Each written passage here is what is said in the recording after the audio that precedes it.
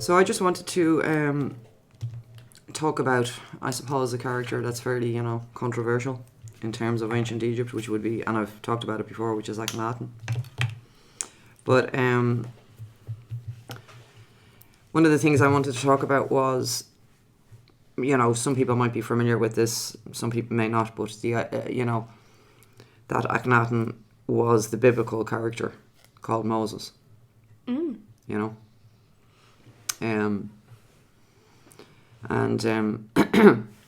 you say it at first, it sounds a bit crazy. Do you know what I mean?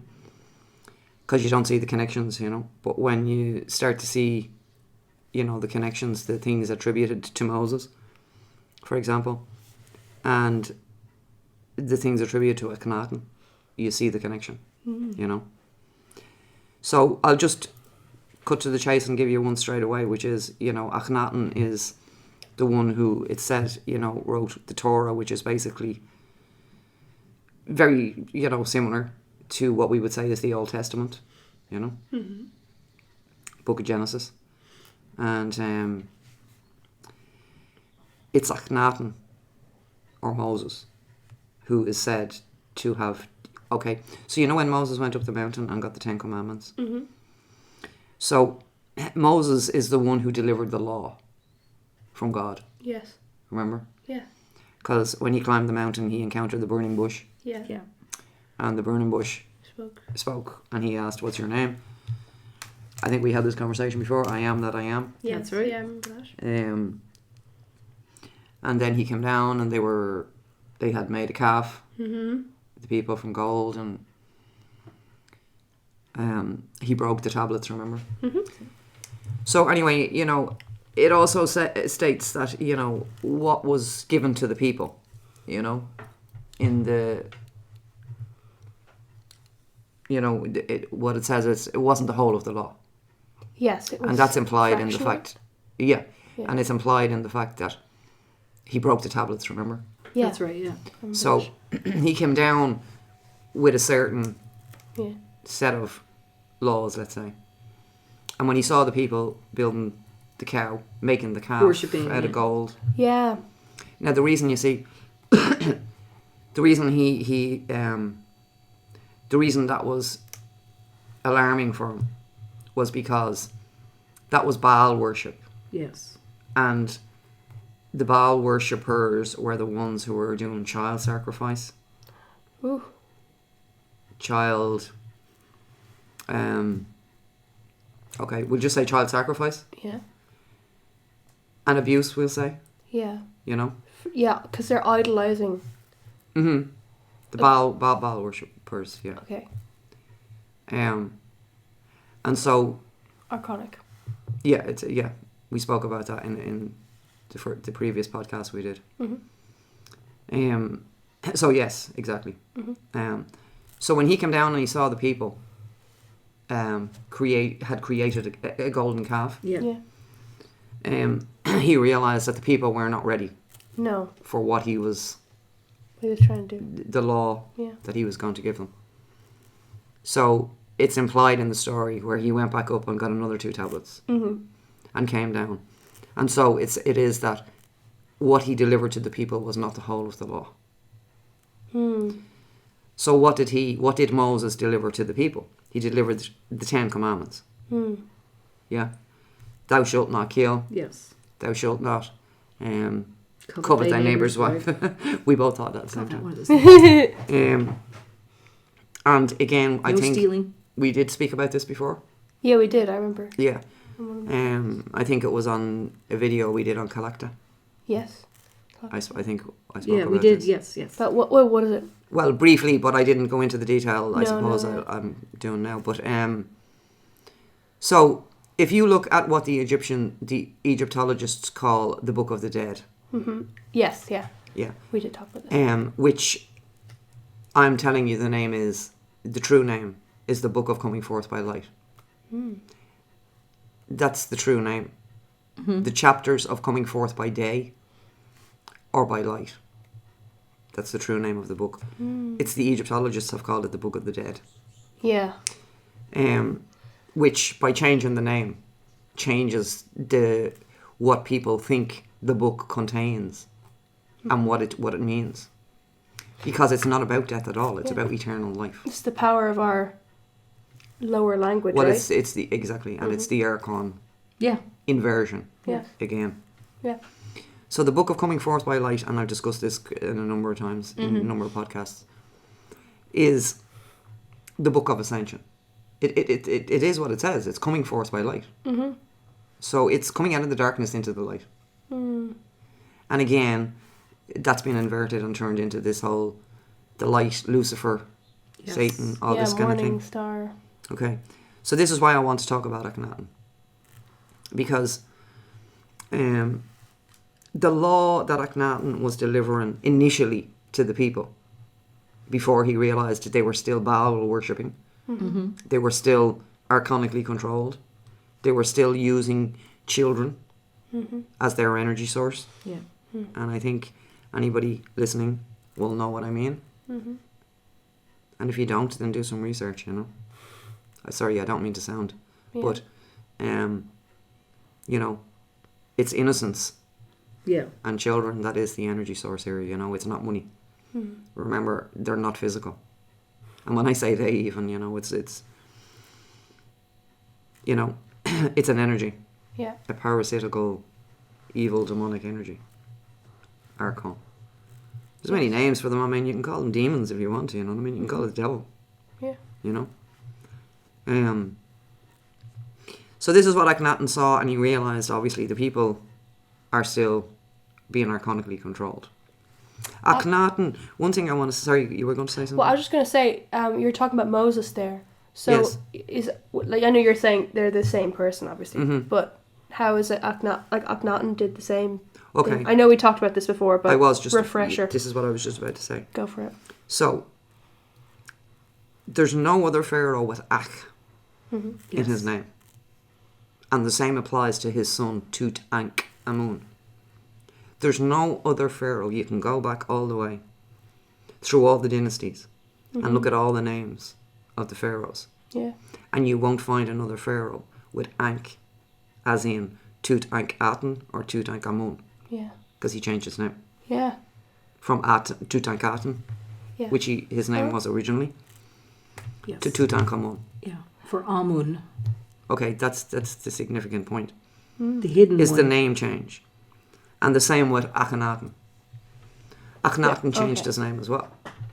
And he changed his name from Amenhotep IV to Ahkhenaten. Okay? Wow. Now, Akh in his name. There's no other pharaoh, again, the same as in Tutankhaten. There's no other pharaoh with Akh in their name. So what is Akh? We've discussed this before in another podcast. Yeah. In ancient Egypt, they saw that the body was not one thing. The body was made up of many composite parts, 9 in particular. Okay? So you had the Ba, the Ka, you know, many different parts of the body. And some of those parts are there but not exactly reachable by the person until they go through certain processes. And this is all the information that would have been given to the students in the mystery schools. So, in order to become what was known as an effective spirit, in other words, to be able to leave the 3D and to be able to come back into the 3D at will, into the same body. Wow. Death is when you leave the body and don't come back into the same body. That's death. Yeah?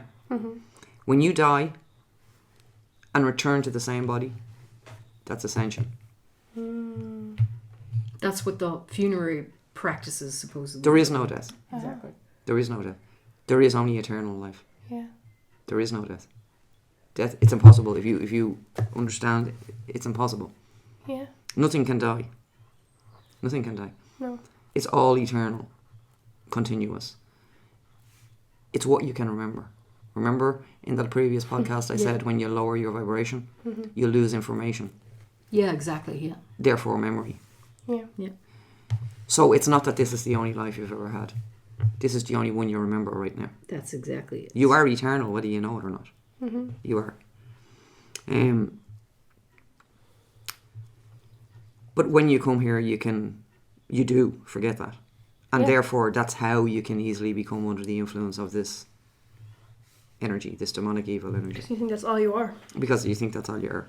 Yeah. And you think there's nothing more, you know. Mm-hmm. But anyway, to get back to Ahkhenaten. Yes, and the In order to effective souls. achieve the state effective. called an Akh, Yes. what you've got to do is you've got to unify the Ka and the Ba. The Ka is, it's not an easily explainable word, but the Ka is what would be most kind of described as your energy in the 3D, the person you think you are in the 3D, the personality, Your ego, kind of? not necessarily the ego, but Yeah. it's almost like, you know, it can be also described as, you know, when the energy leaves the body at death. Yeah. And this is another reason for the information in the mystery schools, when the energy leaves the body at death, or the consciousness leaves the body at death, often it doesn't know it's dead. Yes. Yeah. That's why you have ghosts. It doesn't know it's dead. So it wanders around in the same place, Yeah. wondering why it can't get out of its house, or why it doesn't know it's dead. Yeah. So people often refer to that maybe as ghosts. The That's what spirit, I'm saying. soul. Yeah, it's not that the person is haunting a place, it's just they don't actually know they're dead. So they're still walking around the same place. So it's not, well, I say this with, inverted commas, like tied to a body. It's like Exactly, disembodied. consciousness. Yes, it's disembodied. in some way, yeah. Yeah, so it knows there's something amiss, but it can't understand what it is. Because you don't, like, there is no defining point where you go, I'm dead. And if you do say I'm dead, then you're not dead. Yeah, exactly. Consciousness does not cease to exist. Yeah, oh yeah, okay. Yeah. Okay, we're diverging off what We we're are supposed to be diverging. But anyway, there is no death.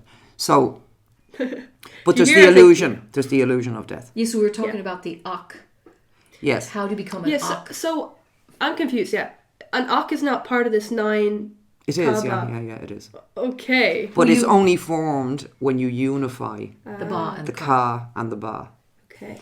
So the Oh, so Ka, that's part that's hidden that you can't access. Yes. Okay. yeah, I've just explained the Ka, and the Ba is the soul. Yeah, your soul, which is Oh. the eternal part of you. Ah. Now they made the distinction between soul and spirit. Yeah. Yes, for I was this- just saying those. Yeah, but for areas. this point, I just wanted, for what I'm explaining here, is when you unify the Ka and the Ba, Yeah. you create what's called an Akh effective spirit. An Akh effective spirit is one who has ascended out from the 3D. And when you have ascended, you are in the full knowing that you are infinite, eternal, ageless, timeless, and therefore you become a consciousness, an energy, some may say an ascended master. So an Akh could be described, it doesn't completely explain, but it could be described as an ascended master. It depends on what people think of an ascended master. Yeah. But an Akh is a consciousness who can freely come into the 3D, into its body, and leave at will. Yeah. Time doesn't exist. Yeah. Okay, these are, if you can, they're These are principles. Now, I that can are see big. where you're going with this now, though, from what your initial point was, which was. So, by the very nature of what I said in his name, Ahkhenaten, the information he was originally trying to deliver to the people was the entirety of the book of Coming Forth by Light, which is the information contained in the sacred geometry. It comes straight from the consciousness, creator consciousness, the law of one. The law of one, yes. Okay? And remember I said, the one is all and the all is one. You see, the sleight of hand that has been created is to make people think that when you are talking about this concept of one, God being one, they've turned that into sun worshipping, into Luciferian doctrine. You know, Yeah. again, Idolizing. they have co-opted sacred information and inverted it. Yes. Ahkhenaten was an Akh effective spirit. That's obvious because it's in his name. Yeah, Akhenaten. The name Moses was not a name; it was a title. Yeah, exactly. Moses, the name Mosh, meant son and heir, the heir to something. Yeah. Oh, okay. What was he the heir to? He was the heir to this. Remember I told you there's an unbroken chain Yes. passed down from creator consciousness all the way into the 3D. If you think of it almost like as a lifeline, Yeah. connected right back to the source, Yeah. Yeah. so that this information is never lost. Yeah. So there has to be people who know this Yeah. in the forgetting. Yeah. There has to be people who are remembered within the forgetting. Remember I said when you come into the 3D you lose memory. Yeah, your memory's wiped So out. You is forget. Is it people who like intuitively know there's something more, or do you Eventually mean, like, everybody that they gets remember there. it? Yeah. Eventually everybody will get there. There is no time, remember? Yeah. So eventually everybody gets there. It's down to your own timing. Exactly. Even those we're calling archons will get there. Yeah. They'll be replaced by others, but they will get there. Yeah. They do. Yeah. I've been asked Positive before, too. do they actually have the ability to ascend? Archons, I mean. Probably. Yes, they do. Because Yeah. it's not a one; it's an energy, right? Yeah, it's an energy. So. But they do get replaced because the 3D Yeah. and that. Okay, let's not get distracted. But Yeah, I this know. is what I'm It's all saying. connected. It's all So too connected, Moses was the guys. one who delivered the law, Yes. and this is what Ahkhenaten was given to the people initially when he realized they were still into this Baal worship. So he said no, okay, and he modified it. Yeah. Yes. So he didn't give them the whole of the law. Yes. Okay, so what law are we talking about? We're talking about universal law, Yes. not man-made law. Right. Now, this is the thing, you see. This is another archon thing. What we think of as law today is courts, judges, laws, like you get a fine if you do this, or that's not law. Punishment. That's man-made. Yeah. It's not even law, it's rules, whatever you want to call it, Yeah, okay? It's yeah, man-made. This law I'm talking about is universal law. Universal law which governs the operation of consciousness and energy as it descends from pure energy, pure consciousness into the 3D. Universal law. So that you are always kept in the knowing of this information, even within the forgetting of the 3D. This used to be that we all knew this. There was a time, even though there was no time, if you know what I mean. Was that Teffy? Yes. Think of it this way. Those who constructed sites like the pyramids, like all the ancient, I know we keep saying that, but I mean we have sites here like Newgrange, like Nouth and doubt. like Nouth and Doubts, like the Mound of Hostages, like, and I mean I'm just talking about the most obvious things, you know what I mean? And There's, terror. as you know, there's hundreds of thousands of sites all over Ireland, And the world. same as Egypt, and they were impossible, to create at the time with no technology. Yeah. I mean, the Great Pyramid it is impossible to have been created at the time that it was supposed to be, with no electricity, no wheels, no technology, no nothing. I mean, we're expected to believe that these primitive people did that. Yeah. That's just stupid. Like that's perception just stupid. and It's the narrative. the evidence is right in front of us, but yet we've been gaslit. Well, Yeah. I mean, not me personally, but like a lot of people have been gaslit into believing Yeah. that the Great Pyramid is just a pile of stones and slaves built them. I mean, really? Yeah. No. I'm not going to go into a conversation about the Great Pyramid, but the mathematical ratios and equations and even the placement of the pyramid itself, the amount of information, put it this way, the pyramid is the book of coming forth by light in stone. It encodes all the same information that's spread out throughout all the temples and sites all around the world.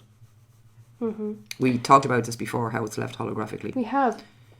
And so going back to Akhenaten though, right? And how was his law of one, like universal? Because he How was was his information corrupted in people's perception of him, right? That he is called the okay. This is, Heretic. heretic king historically, but that's inaccurate. because he was bringing this such profound Yeah. knowledge and information. Yes, that's the Baal He worship. was continuing on from, sorry, yeah, exactly. Yeah, that's what I mean. Yeah. He was confronting the Archon energy Yeah. with the truth, Yes. with love. And the Archon energy at the time would have been the priesthood that he was challenging, which was, they were known as the Amun priesthood. Who broke the cosmic order. So, Yes. the whole of the law that Akhenaten was trying to deliver was the universal law that was taught in the mystery schools, that was written all over the walls of all the temples, in image form, Yeah. in geometry, you know, a Yes. different language, Yeah. the language of creator, yeah. Yeah. The fall of man is the fall into the lower energy net, the Yes. dark net. Yeah. I don't know if dark net's the right thing to say, because there's a dark net on the internet. Maybe that's synchronistic. Like, maybe that it probably is actually a lower even version to the actual, if you know what I mean, Exactly. morphic field The that is the dark net. the third net. So Akhenaten was an affective spirit. In other words, he was an ascended master, Yes. and he was the biblical character known as Moses. Now, for this podcast, it might be a bit too much to go into all this, and maybe I'll do this in another one. But the point being, if you trace back to his great-great-grandfather, great, there might be another great Yes. there, is Thutmose III. Thutmose III, many things can be said, but Thutmose III was the one who restarted, reformed, and unified the mystery schools at Karnak and Luxor Temple. So, Akhenaten was following on from in the lineage of his great-great-great-great-grandfather. Tutankhaten, who was his son, was followed on from him. Yes. Okay? So, one thing you have to kind of see is that the biblical characters, those who are written about in the Bible, were real characters. But the Bible was written in the dark net. Yeah. Yeah. And it was written for control. The truth was distorted. There was lies included. And one of the things they did was they changed the timeline. Hugely. By often hundreds of years in some cases. So they will say, for example, a particular character existed, a biblical character, but they'll change the timeline. They'll make him exist 400 years earlier or later so that you can never pin down who the actual real life person was. People said who at the same time. Yeah. Yeah. So, if you look at Ahkhenaten, as I said, Yeah. and do the research on it, you'll find that he is the biblical character Yeah. that was Moses. So, Wow. yeah, he was, and you know, it's Akhenaten's lineage and the lineage of Thutmose III that connects Ireland and Egypt. And we'll talk about that Wow. in another podcast as well. So, I mean, you know, there's a lot of talk in the Bible about the Israelites and all this kind of thing. And why was Akhenaten? You see, Akhenaten was challenging the Amun priesthood. Because, as I said, now, this is something that I wanted to talk about as well. It's like, you have this whole thing about pagans. Uh-huh. Yeah? And, you know, I'm not trying to, well, I suppose I am trying to simplify it, but for the point of the podcast, Yeah. pagan would be multiple gods, yeah? Yes. As Yes, opposed to yeah. one god. Like Isis and Nephthys and... Yeah. So, we would say that the ancient Egyptians pre-Akhenaten, yeah, were pagans, yeah? Now, this information is layered, okay? So, within that paganism, there would have been people, in other words, the mystery school masters and students, who knew that even though they were saying there was this god and this goddess and this goddess, underneath that they knew that all these gods and goddesses were one. So, each god and goddess were describing attributes of the one creator consciousness. But over the generations, from the time that the Atlantean tribes went into ancient Egypt, which would have been long before Thutmose III, way back at the time of the destruction of Atlantis. When they went into ancient Egypt, and the Atlantean tribes would have been the Irish tribes, who were called the Israelites. Oh. Yes. Mm-hmm. I didn't So know they were called the Israelites. who were the Israelites? Yeah. Well, remember we did a podcast saying Ahkhenaten, the Irish pharaoh? Yes. Yes. Mm-hmm. I do remember. So, you know, the Bible writers were capable of changing names for the purpose of confusion as well. Yes. So, you know, that's the Tower of Babel, the confusion of language. Yes. You know, Yeah. words. In the beginning was the word. Yeah. It's a lower version of the word. Language is a lower version of the original vibration, you know, the word, Of the like frequency. telepathy, right? Like it's a Mhm. telepathy. is Well, a chart. in the previous podcast, we were talking about the word being frequency. Yeah. Yeah. And the word creating the geometry. Yeah. So that's what I was just saying, you know, the word. The written word is basically, in ancient Egypt, the idea of Heka, Yeah. Saya, and Hu, which is in alignment with what I'm talking about in relation to Akhenaten as well. And quite recently, they just drilled the hole in the original entrance of the Great Pyramid. Yeah. And there was a lot of hoo-ha about that. But Hoo-ha. yeah. Well, I just find it funny that they, you know, talk about how they're so careful about not to damage the Great Pyramid. Yeah, then they do that. And they drill a little hole because they're so careful, you know. It's interesting because they're not quite so careful on the inside of the pyramid where it's not been seen by the world. Yeah. Maybe in the king's chamber. Yes. Maybe there might have been some damage done in there, Yeah. you know, that people don't talk about at all, Yeah. No. which is quite interesting.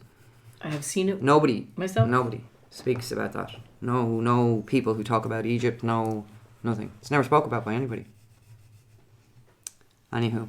Anywho. I can't stop hearing it now. Yeah, I know. So what is who? So, Who? We talked about this in the previous podcast. so the hole they drilled anyway was where the original entrance would have been. The entrance that people go into today is the entrance that it says Al Mamun exploded. Anyway, I'm not getting into that, it's too long. But that entrance where people walk in today, that wasn't an entrance that was dug, that was created from the outside in. That was created, that tunnel was created from the inside out. So there's a little thing for you. Wow. And that was the entrance that people go in today. But the original entrance is above that. You know, that's where they drilled the hole. Okay. So what I'm trying to say is, regardless of whether they actually opened it entirely or just drilled a hole, what was released when they did that was these things I'm talking about. Heka, Saya, and Hu. What is Heka? Heka in ancient Egypt was divine magic. Yeah. Saya was divine wisdom. And Hu, spelled H-U, Yeah. was divine word or divine utterance. Okay? So remember what we said the word was. It's a frequency. In the beginning was the word. Okay? Divine utterance. When you bring together those three things, Heka, divine magic, Saya, divine wisdom, Hu, divine word, frequency, you create what's called Maat, M-A-A-T, Maat, which is cosmic order, truth, balance, beauty, justice, equality for all. So I said to you in the previous podcast about the word, which was the frequency, which creates the geometry like cymatics, like you can see in cymatics. Yeah. And then the geometry is the canvas upon which the organic conscious creator net is built. But that was distorted by this archon energy. And it was distorted by inversion, as I've said, by making all the information negative, making people afraid of it, using it against them. Because all of the information is so profound that when you know this, it's very easy to control a lot of people. This is powerful and profound information. This is beyond quantum physics. This is beyond what the most advanced quantum physicists they're just rediscovering these things. This is what Nikola Tesla said. He never invented anything. He just rediscovered what the ancient Egyptians already knew. Mm-hmm. And even the ancient Egyptians go back further in their lineage to ancient Atlantis. Yeah. Which brings us back to the connection with Ireland and Egypt. Mm-hmm. Who were the ancient Atlanteans? Who were the Atlantean tribes that met with Thoth Hill? Yeah. Who were the Israelites? Mm-hmm. The Israelites were Bedouins. Bedouins wander from place to place. They have no actual... So who were they? Who were these people that are called Israelites? That's a name that was made up. Yeah. Anyway. So... what I'm trying to say is that the lower level of consciousness will understand multiple gods as being pagan. Mm-hmm. Yeah. And they will take it literally. A lower level consciousness will take literally that there's a god of the wind, and there's a god of the rain, and there's a god of the water, and there's a god of the tree. They will take that literally. Mm-hmm. But somebody of the mystery school, somebody of a higher consciousness, somebody like Ahkhenaten, for example, like Thoth, his son, like his great-grandfather Thutmose III, like his father Amenhotep III, and they are all of the same lineage. They were all of the wisdom keepers of the mystery schools, of this sacred knowledge. But they've all been demonized in history, in the Bible, you know? And so... Turning it negative. That's the idea. Like you were saying, turning stuff negative. Turning it negative. And so they were of the higher consciousness to understand that while... You see... the creation of multiple gods was done by the mystery school masters. And it was a teaching tool. So it was a way of showing the student the one God had infinite attributes. Yeah. And they would use, for example, Isis or Osiris to describe certain attributes of the one. Yeah. But the Archon energy, which became the priesthood, right, at the time of Ahkhenaten, the Unknown priesthood, they had, since the Atlantean tribes came into Egypt, in the beginning, even before they met with Thutmose III, in the very beginning after the fall of Atlantis. In fact, Egypt is a continuation of Atlantis. So when you know the story of Zep-Tepi, the first time, this story is told in Edfu Temple, where the mound builders came into Egypt. Yeah. They created... they were recreating, it says they were recreating, this is the Edfu building texts, they were recreating what they had in their homeland, in their previous homeland. They were called the Seven Sages, or the Mound Builders. Yeah. And it said of them that they were there at Zep-Tepi, which is the first time, that's translated as the first time. And it says that they created the whole structure of pyramids and temples down along the Nile. And they did so by first of all locating the centre of the Earth's landmass. And they created a mound there. And from that mound, a mound like Newgrange, or the Mound of Hostages, or Note, or Dove. And from there, from that first mound, which was established at the very centre of the Earth's landmass, they created mounds all down along the Nile. And everywhere they placed a mound or created a mound, the instruction was left that a temple had to be built on top of this mound. And in the Edfu texts, it's called the Law of Temple Building, which states no temple can be built unless it's placed on top of a mound. And a mound in ancient Egypt is called Tel, like Telarmana. Telarmana is speaking to you that's built on a mound, on a sacred mound, like Newgrange, like the Native American mounds. Yeah. Atlantis was a worldwide civilization. That's it, yeah. Oh. Worldwide, yeah, of course. But it would have had, for example, you know the way we would have universities and schools? Yeah. So there would be centres of learning. And that's Ireland. the mystery. That's Ireland. Oh. In Atlantean times, Druids. the centre of learning was Ireland. We were the wisdom keepers of the world. That's right. Yeah. We were the original Atlantean tribes when the destruction of Atlantis happened. That went into Egypt. Red hair, blue eyes. Yeah. Yeah. So skip forward in time, which again, remember, time is... Yeah. There is no time. There is no Skip time. forward in time, and this lineage of Atlanteans who maintained the constant... Remember I told you there's a continuous line from Yes. consciousness, from creator consciousness. That's what the mystery schools are for.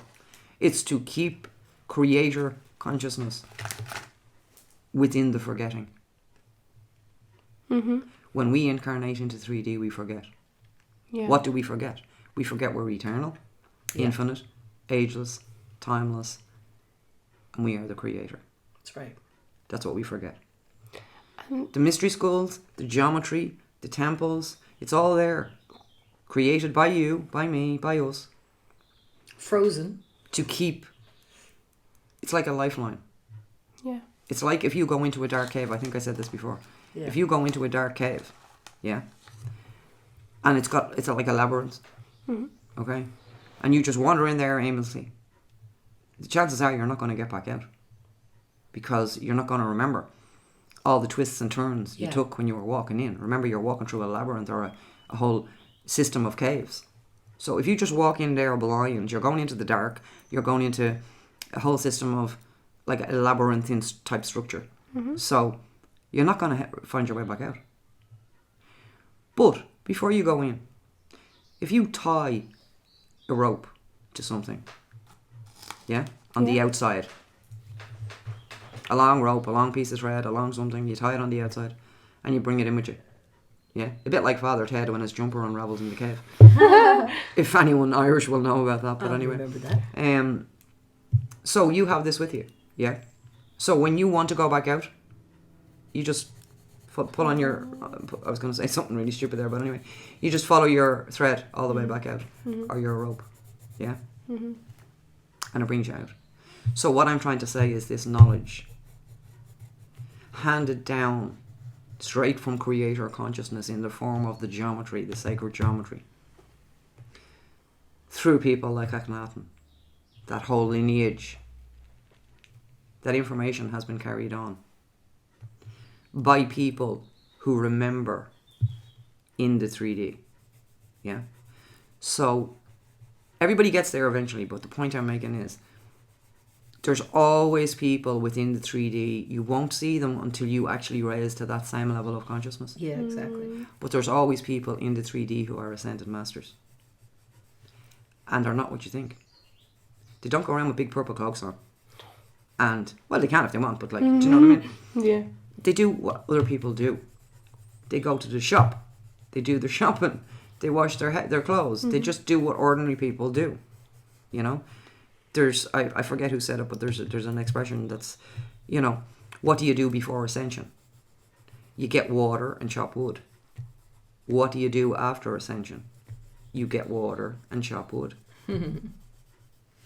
So Ascended Masters are not necessarily, you're not necessarily going to be able to see them.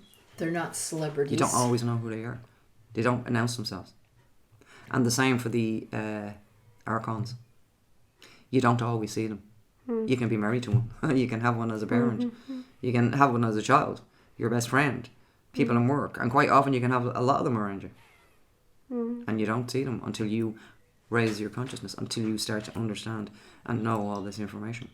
Because then you begin to realize that you're infinite, you're eternal, and this is one of an infinite amount of experiences you've had, and in actual fact it's you that's the creator of all of this. So why do we do this? Why does God do... It's called creation. Creation has to continue. Yeah. Otherwise it's not creation. If it's stagnant, then it's the dark net. Yeah, exactly. There's only entropy and decay. There has to be continual. Creation. Anyway, I'm sidetracking, but what I'm saying is, within the time of Zep-Tepi and the mound builders coming into Egypt and creating first the mounds, then the pyramids and temples, And as time went by into the time of Thutmose III, who was the great-great-great-grandfather of Akhenaten. Ahkhenaten. He is a direct descendant of those original Atlanteans, Thutmose III, I'm saying. And his father before him, and his, and on and on and on and on and on. It's been, and not necessarily fathers, it goes round to the female.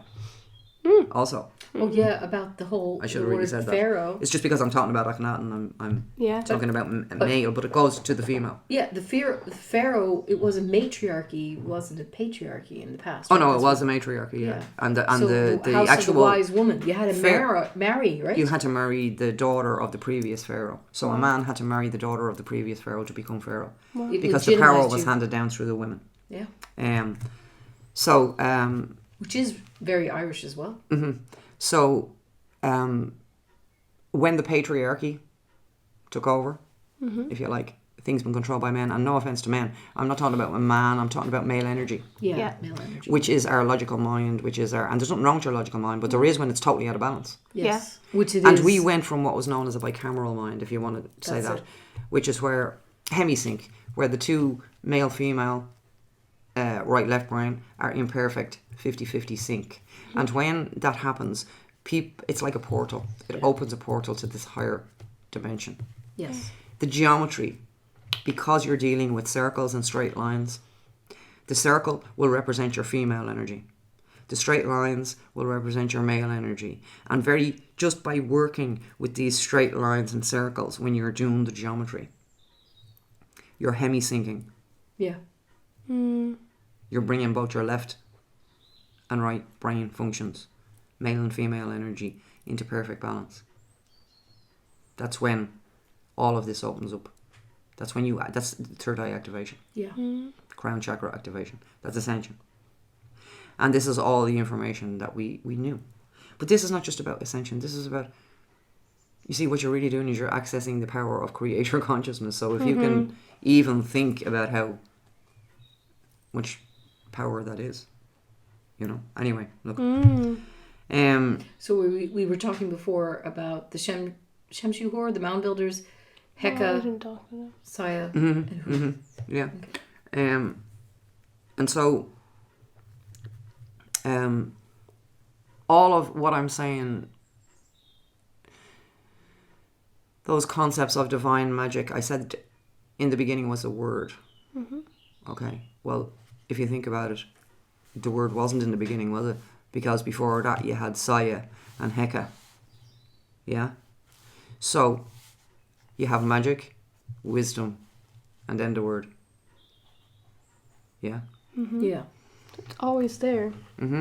So, in the mystery schools, it was known that creation, what we call our reality, it's all magic. It's all divine magic. The idea of understanding these concepts is the actual third eye activation. Yeah. So Akhenaten was following the lineage of the direct descent of this wisdom. Yeah. Now, what Akhenaten was saying about the sun, this is how this is all distorted. Oh yes, distortion. So first of all, he's people will say he's the one that created monotheism. In other words, the belief in one God. Yeah. So, for example, Christianity is the belief in one God. Islam is the belief in one God. Judaism is the belief in one God. Okay? So that would mean Moses, aka Ahkhenaten, is the father of all of these Other religions. which is what quite a lot of people do say. Yeah. Well, no, because that's the distortion. Yes. Because it's very basic. The atom was not the sun. You see? No. This whole idea of turning Akhenaten into a sun worshipper is based on a very thin premise that can be easily disputed. Okay? In ancient Egypt, the sun was Ra. Not Aten. So all these people who are saying Akhenaten was a sun worshipper, they don't know what they're talking about, because the sun was not Aten, the sun was Ra. Aten was the conscious energy that came through the sun, that created the sun, that created the light. Yeah. Do you see how he was coming from a much higher concept? Yeah. But the people who were being controlled by the Amun priesthood at the time when Akhenaten came along, the Amun priesthood had become so powerful. They were controlling the people. They were taking the people's land, food, even children in the form of tax. Ugh. They had corrupted the pharaoh, if the pharaoh at the time had any. You see, every pharaoh had to take an oath of Maat, which meant every pharaoh had to take an oath that he would maintain and uphold the cosmic order. Yeah. And up to a certain point in time, they were doing that. Yeah. But around the time and before Akhenaten, it all started to become corrupt and fall apart. Very much like what's happening today. Yeah, exactly. And so Akhenaten was trying to tell the people that the priesthood are controlling you. They're lying to you. They're telling you. They're using all this idea of multiple gods to confuse you, to control you, to create wars and fights between people. Yeah. Because what Akhenaten understood, Amun was the god that every pharaoh ruled Egypt for. The hidden one. Okay? Amun was the god of Egypt. He was the state god of Egypt, okay? And so every pharaoh who became pharaoh was ruling Egypt in the name of Amun. Yeah. Yeah. Akhenaten, Akhenaten came along and said, if Amun rules Egypt, okay, who rules the lands outside Egypt? What god rules the land outside Egypt? Yeah? Now, even within Egypt, before Amun became the state god, there was 42 nomes, like That's areas, right. if you want to say. And each area or tribe had a different god. So what he also saw was that all these multiple gods are causing all these different tribes to argue with each other. Yeah. And fight. And he understood by the concept of, if Amun rules Egypt, then what god rules the land beyond Egypt? So he began to realize that the idea, he knew, but he was trying to show the people, that the idea of these multiple gods is a black magic trick that's been used by the priesthood to control you. There is no multiple gods. There's no multiple gods. It's all one. Yeah. So he was delivering profound concepts. The law, the whole of the law, is the book of coming forth by light. It's the instructions on how to ascend. That's been turned into religion. Yeah. Akhenaten's been turned into a sun worshipper and a heretic. Yeah. And all of this, just my phone there, sorry. All of this is this is what the archons use. Yes, this, exactly. I'm explaining how all this has been exploited for their own purposes. And all the people who are mentioned in the Bible are real life characters that existed within the 18th dynasty of Egypt, which is the time when Akhenaten existed. Right? Now, there was a whole hoo-ha about Akhenaten not being allowed to become a pharaoh. And then he went off and he built his place in Tel Arana, okay? Why was he not allowed to be a pharaoh? Because what we just discussed earlier, in order to become a pharaoh, you have to marry the daughter of the previous pharaoh, okay? This is something that might be for another podcast, but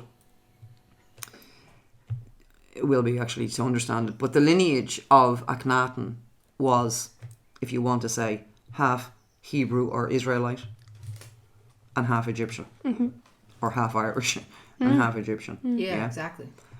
And Amenhotep III, who was Akhenaten's father, married a woman who was not the daughter of the previous pharaoh. Right? He married the daughter of the previous pharaoh, which was Sitamun, his half-sister. Yeah. He married her in order to become pharaoh. This is Amenhotep III, Akhenaten's father. Yeah. He married his half-sister in order to become pharaoh, but he didn't make her his great royal wife. Oh. Akhenaten's mother was Amenhotep III, Akhenaten's father's great royal wife. But she was Queen Ty. Yeah. She was the daughter of a character called Yoya, Joseph, of the Bible. That's it. But Joseph was an Israelite, a Hebrew. So his daughter Ty, who Amenhotep III, Akhenaten's father, married, yeah, that should have never happened in ancient Egypt. Because she was not the daughter of the previous pharaoh. Yeah. The great royal wife now was not even an Egyptian, Yeah, exactly. according to the Amun priesthood. So they said, no way. No way. The one you're making the great royal wife is not even Egyptian. She's a Hebrew. She's an Israelite. Yeah. So they called them the Aparu, which became Hebrew. And so Amenhotep III and Ty, Yeah. who was the daughter of Joseph, Yoya, had Akhenaten. So when Akhenaten came along, the Amun priesthood wanted to kill him. Yeah, because he wasn't. Well, they wanted to kill Pharaoh. him. They wanted to kill him. They had succeeded in killing his brother previous, who was That's right. Thutmose. Yes. Yes. They killed him when he was only young. The Amun priesthood. Okay? So when Akhenaten came along, Ty, Akhenaten's mother, feared for his life. So what did she do? She got him out of Luxor. Yeah. Okay? She concealed him in a basket Yes. and put him on in the the river. Oh my God! Yeah. See? Yeah. Yeah. And even though I said Moses is a title, it's also, it means to be drawn from the water. Mosh means to be drawn from the water, to be taken from the water. Wow. So can you see the connection with Akhenaten Absolutely, yeah. and Moses? So Akhenaten didn't live in Luxor until, he didn't come to Luxor till he was a teenager, 16, 17. He lived most of his life in Heliopolis, In Heliopolis. City of the Sun. Lower Egypt, Wow. where the pyramids and Yeah. Alexandria and Cairo and, you know, all that is. And he only came back, married Nefertiti, and that's how he became pharaoh, because Nefertiti was the daughter of Previous pharaoh. Nefertiti was the daughter of Sitamun. And so Akhenaten married her. But even still, he was not. The Amun priesthood never accepted him. Yeah. Never accepted him. Because he was in the lineage of these Atlanteans. Yeah. They didn't want that. No, they didn't want that. So here you have a load of people who are using this information by keeping the information from the people. So in other words, the Amun priesthood shut down all the mystery schools. Yes. They kept all the information from themselves. Okay. And so just to kind of make it clear, because I know it can be confusing, from the time that Atlantis, the destruction of Atlantis and these wisdom keepers, and the migration of the Irish from the learning centre of Atlantis out around the whole world, Yes. but into, I'm speaking specifically the ones that went into Egypt. Yeah. Yeah. Yeah. They were the mound builders that are Thoth, talked about in Thoth. the Edfu building texts. Temple They were the builders. ones that were there in Zep-Tepi. They were the ones that created the original mounds that the temples and the pyramids would be placed on. Yeah. They were the ones that established the centre of the earth. And that first mound, and the centre of the earth and the first mound is where the Great Pyramid is. Yeah. There's a mound underneath the Great Pyramid. And the mound and the Great Pyramid marks the exact centre of the earth's landmass. So, you know, as I was saying, Akhenaten was trying to keep... No, he wasn't trying. This was what he was doing. He was keeping this original knowledge, information, the direct line from, as I mentioned, creator consciousness all the way down. So that's his lineage, you know, going back through his family, male and female. So I've talked a lot about the men, in fact, and the, you know, the 9 parts and the name Akh. But also for the women was the name Mary, but it was spelled Meri, and Mary means the beloved one. You know, so like for example, Mariaten, Meriamun. So Meriamun is where the name Miriam comes from, and Miriam was the sister of Moses.